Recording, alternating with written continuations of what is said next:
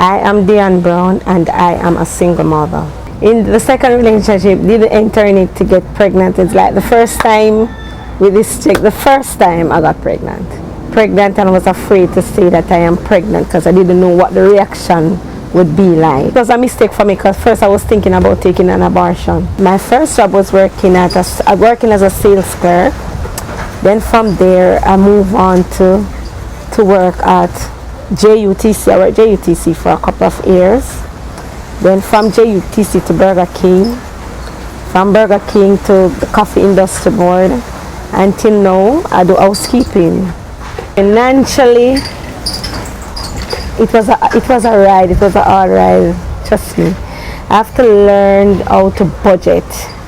I have to learn how to deny myself and think of children.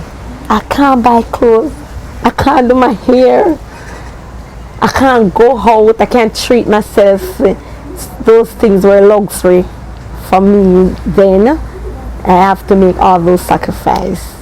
The joys of my kids, my first daughter, when she passed it for Immaculate, I was working at the coffee board at that time. And when I got the phone call and she said, "Mommy, I passed Immaculate," I jump up in the factory, I make so much noise.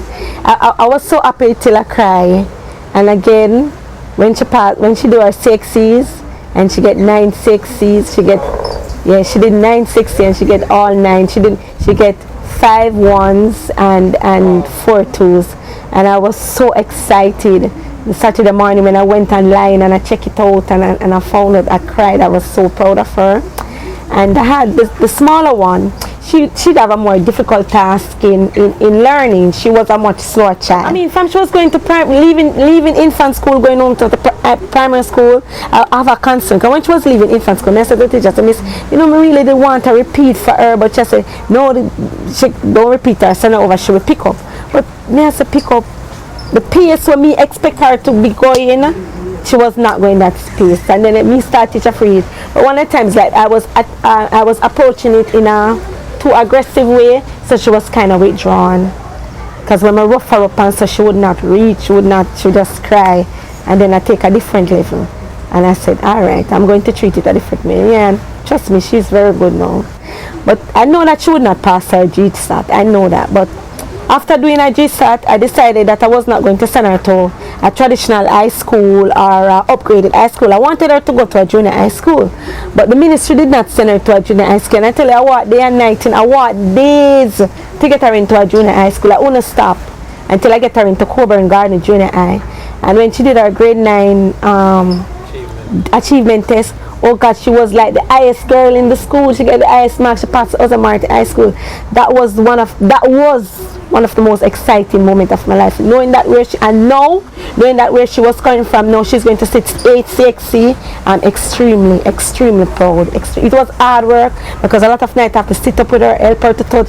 I taught her to read. Because when I found out that she was not reading, I just could not live with myself having a child who cannot read. I didn't send her to extra lesson. I taught her to read.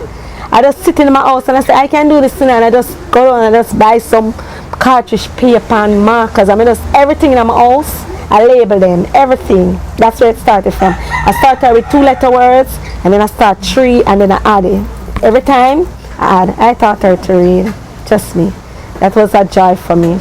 Knowing now that she's going to sit 9 6, and guess what? It's all sciences, because she ended up falling in love with science. So she wanted to be a doctor.